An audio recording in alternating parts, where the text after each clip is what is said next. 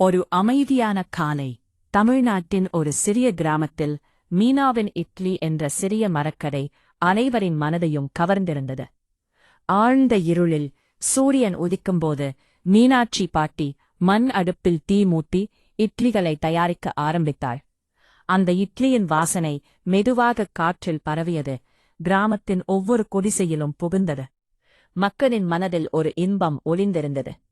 சண்முகம் தாத்தா பக்கத்தில் நின்று கொண்டு அன்பான முகமுடன் அனைவரையும் வரவேற்பு சமையலின் மகிழ்ச்சியை மேலும் அதிகரித்தார்.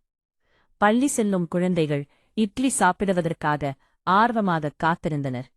அவர்கள் முகங்கள் சந்தோஷத்தில் சுடர்ந்தன. மேலும் அவர்கள் இட்லி சாப்பிடும்போது சிரிப்புகள் இரு பக்கங்களில் குரல் கொடுத்தன. மழை பெய்தாலும் வெயில் அடுத்தாலும் மீனாவின் இட்லி கடையில் எப்போதும் சிரிப்பு மற்றும் சந்தோஷம் நிறைந்திருந்தது. இந்த சிறிய கடை கிராம மக்களின் அன்பான சந்திப்பு இடமாக மாறிவிட்டது. ஒருநாள் ஒரு பெரிய புயல் கிராமத்தை வலியுறுத்தியது. அலைகள் உயர்ந்தன.